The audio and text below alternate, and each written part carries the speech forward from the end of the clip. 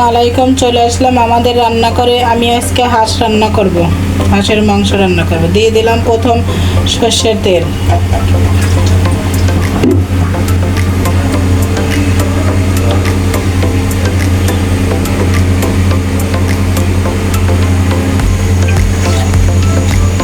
আমি এখন পেঁয়াজ দিয়ে দেব। তেলটা গরম হয়ে গেছে, পেঁয়াজ কাঁচামরিচ দিয়ে দেব।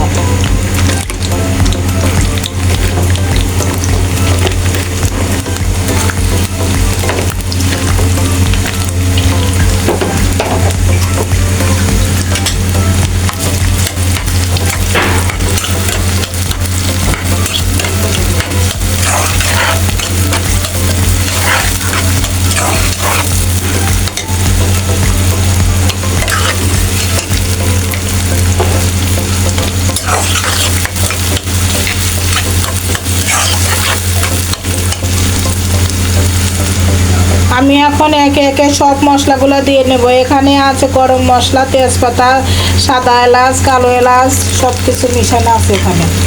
সব আমি দিয়ে আবার একটু ভালো করে ভাজা ভাজা করে নেব।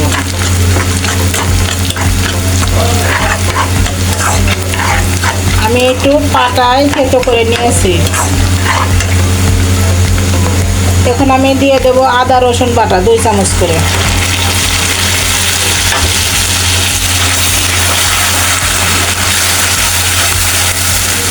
এখন দিয়ে দেবো আমি হলুদ 2 চামচ, মরিচ 2 চামচ, লবণ স্বাদ মতো, ধনিয়ার গুঁড়ো 2 চামচ, গোলমরিচের গুঁড়ো 1/2 চামচ। আমি এখন সব দিয়ে ভালো করে কষাইয়ে নেব।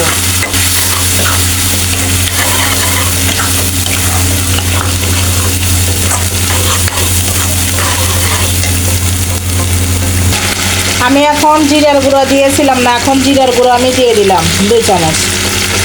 আস্তা রসুন কিছুটা দিয়ে দিলাম। দিয়ে আমি আবার ভালো করে কষিয়ে নেব। আমার মশলা কষানো হয়ে গেছে। আমি এখন মাংসটা ছেড়ে দেব।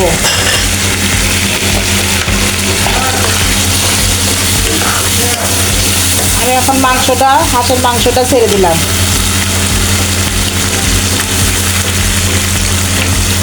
মাংস তো নয়, তাহলে হাড় দিই।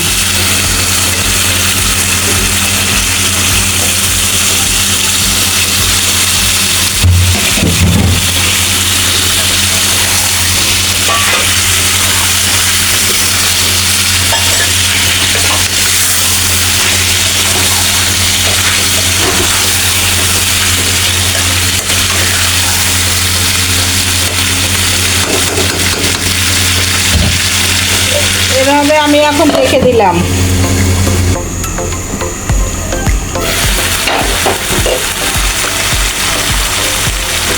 আমি গরম মশলার গুঁড়ো দিয়ে নেই, এখন আমি দিয়ে নিলাম।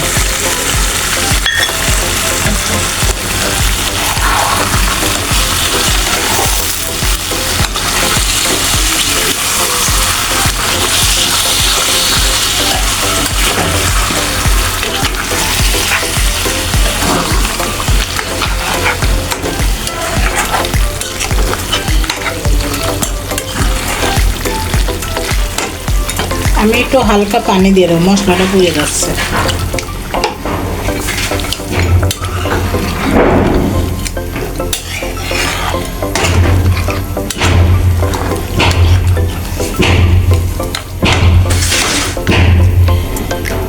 এখন কিছুক্ষণের জন্য আবার ডেকে দেবো। আমি এখন এই যে রাঁধুনি কয়, সেই রাঁধুনি এখন আমি বেটে দিলাম, যাতে গন্ধ না কয়। আমি রাঁধুনিটা বেটে দিলাম ফ্লেভারটা ভালো আসার জন্য। এখন আমি আবার ডেকে দিলাম।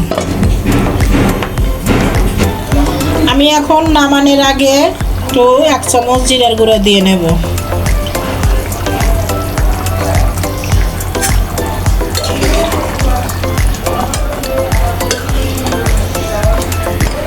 আমার হাঁসের মাংস রান্না হয়ে গেছে। আপনার আপুকে একটা লাইক, শেয়ার, সাবস্ক্রাইব করে দিবেন। কমেন্টে জানাবেন কেমন হয়েছে। আল্লাহ হাফেজ।